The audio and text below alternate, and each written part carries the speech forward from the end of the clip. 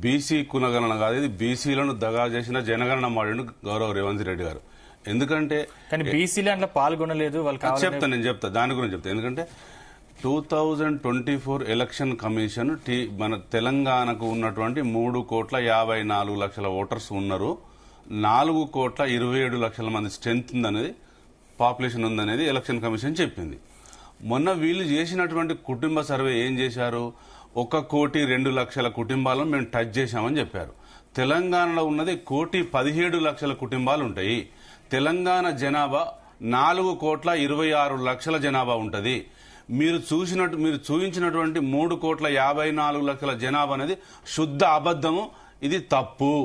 మీకు పేపర్తో సహా ప్రూఫ్ చేసినాం ఇంతకుముందు. మీ కమిషన్ 13వ తారీఖు నాడు కలిసిన, మీ 18వ తారీఖు నాడు మీ ఇంకో కమిషన్ కలిసిన.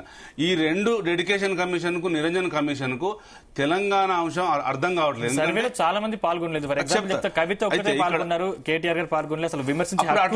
రేవంత్ రెడ్డి గారు కూడా పాల్గొనలేదు. ఫస్ట్ రేవంత్ రెడ్డి గారు గిదేమని చెప్తారు, ఈ సర్వే ఏంది, ఎవరు రావద్దు ఎవరు చేద్దని కూడా చెప్పిండు అంతకుముందు ఆయన స్టేట్మెంట్ లో. అయితే మేము 2014లో చేసినటువంటి సర్వేలో 99.99% జరిగింది. ఈ బీసీలు 50. అప్పుడు మీరు బయట పెడితే బయట పెట్టలే, ఆల్రెడీ తెలంగాణ గవర్నమెంట్ వెబ్సైట్ లోనే ఉంది. 10 సంవత్సరాల నుంచి కలెక్టర్ల దగ్గర ఉంది, ఎంఆర్ఓల దగ్గర ఉంది. ఇంకొకటి నేను ఏమంటున్నానంటే, ఈ 51% చూపించినటువంటి లాస్ట్ బీఆర్ఎస్ గవర్నమెంట్ ఇప్పుడు అంటే దాదాపు 26 నుంచి 33 లక్షల మంది పెళ్లి చేసుకోలేదు, పిల్లలు పుట్టలేదు. వీళ్ళు చేసింది సర్వే కరెక్టే అయితే బీసీలు 61% పోతారు. ఎట్లా పోతారంటే, సంచార శాతుల డేటా లేదు, సేవా కులాల జాతా లేదు, బీసీ కులాల డేటా లేదు, వృత్తి కులాల డేటా లేదు.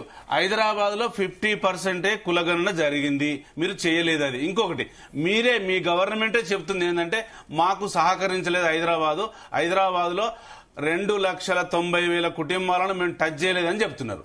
అంటే మీ గవర్నమెంట్ కు బీసీలకు న్యాయం చేయాలి, కామారెడ్డి డిక్లరేషన్ చేయాలనే ఉద్దేశం లేదు.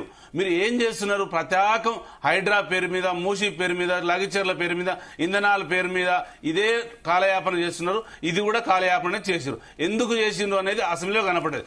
ఏదో అసెంబ్లీలో కూర్చొని ధనధన ఇచ్చేసి, ఉత్తమ్ కుమార్ రెడ్డి గారి కమిటీకి ఇచ్చేసి, మేము బీసీ చట్టం తీసుకొస్తారు కావచ్చు, స్థానిక సంస్థల రిజర్వేషన్ ఇస్తారు కావచ్చు, కామారెడ్డి డిక్లరేషన్ ఇస్తారు కావచ్చు, 20,000 కోట్ల సంవత్సరానికి బీసీ డిక్లరేషన్ లో తెలంగాణ ప్రభుత్వం చెప్పింది అది ఇస్తారు కావచ్చు అని మేము ఆశ చూస్తే ఏం లేదు. తూతూ మంత్రంగా ఎస్సీ వర్గీకరణను అమలు చేసి బీసీలో మేము ఢిల్లీకి పంపిస్తున్నామని తోక ముడుచుకొని గవర్నమెంట్ వెళ్ళిపోయింది. నేనేమంటున్నంటే, ఎలక్షన్ కమిషన్ ఇచ్చింది కరెక్టా, పాత ప్రభుత్వం ఇచ్చింది కరెక్టా, మీ గవర్నమెంట్ ఇచ్చింది కరెక్టా? నేను అడుగుతున్నది ఏంటంటే, మీరు ఇచ్చింది 3,54,00,000 జనాభా తెలంగాణ ఉన్నదంటారు, అది తప్పు. ఈ తెలంగాణ జనాభా ఇప్పుడు ఉన్నది 4,26,00,000 మంది జనాభా ఉన్నారు. 10 ఏళ్ల కింద బీఆర్ఎస్ గవర్నమెంట్ కులగణన కుటుంబ సర్వే చేస్తే బీసీలు 51% వచ్చిర్రు, ముస్లిం బీసీలు 10% వచ్చిర్రు, అంటే 61%. ఇప్పుడు మీరేం చెప్తున్నారంటే అది తప్పు. బీసీలు 46% ఉన్నారు, 10% ముస్లింస్ ఉన్నారు, అది కలుపుకుంటే 56 అంటున్నారు. ఒకవేళ మీరు చెప్పిందే కరెక్ట్ అయితే ఈ 10 సంవత్సరాలలో ఎంత జనాభా పెరగాల బీసీలు?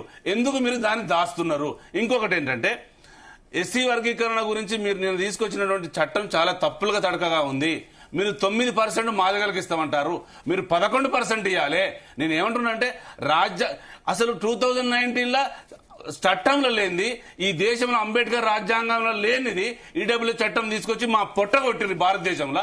దాని గురించి కాంగ్రెస్ పార్టీ పట్టించుకోదు. కాంగ్రెస్ పార్టీకి నిబద్ధత ఉంటే మొన్నటికి సార్ నేను కాంగ్రెస్ పార్టీకి వెళ్ళిపోవాలి వాయిస్, కాంగ్రెస్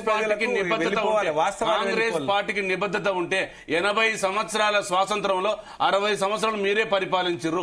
1931 కి ఇప్పటిదాకా సర్వే చేయలేదంటాడు. చరిత్ర రేవంత్ రెడ్డి గారు చదువుకోవాలి. చరిత్రలో రేవంత్ రెడ్డి ఎవ్రీ ఇయర్ 10 సంవత్సరాలకు ఒకసారి కులగణన కేంద్ర ప్రభుత్వం చేస్తుంది. నీ ప్రభుత్వానికి కులగణన చేసే హక్కే లేదు. హైకోర్టు ఏం చెప్పింది, డెడికేషన్ కమిషన్ వేసి స్థానిక సంస్థల రిజర్వేషన్ తేల్చమని డెడికేషన్ కమిషన్ వేసింది. అసలు నిరంజన్ గారి కమిషన్ కు, డెడికేషన్ కమిషన్ దేనికి పవర్స్ ఉన్నాయో మీరు చెప్పట్లేదు. ఇంకొకటి ఏంటంటే, రేవంత్ రెడ్డి గారేమో అసలు కులగణన జరగలేదు, ఏ సర్వే జరగలేదు అంటున్నాడు. మరి ఎవ్రీ ఇయర్ 60-70 ఏళ్లకెళ్ళి జరిగిన కులగణన గానీ జనగణన గానీ ఏంది, అది కాదా? 2021లో మనకు కరోనా వచ్చింది కాబట్టి చేయలేదు, లేదా చేసేది. అది కూడా మీకు అర్థం కాలేదా?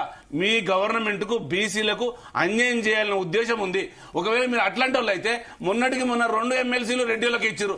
మీకు నిజాయితీ దమ్ముంటే ఇప్పుడు 6 ఖాళీల మినిస్టర్లు బీసీలకు ఇవ్వండి. మీరు స్థానిక సంస్థలలో బీసీలకు రిజర్వేషన్ కోసమే ఇప్పుడు కులగణన చేశారు కదా, వేరే దాని గురించి కాదు కదా. వేరే పార్టీలో వాళ్ళు ఇస్తారా ఇవ్వరని మీరు చెప్తున్నారు. మేమేమంటున్నాం అంటే మీరు ఇవ్వండి, వాళ్ళు ఇవ్వకపోతే మీకే మళ్ళీ ఓట్లేస్తారు. మేము తప్పు చేస్తేనే కదా మమ్మల్ని ఓడించిండ్రు.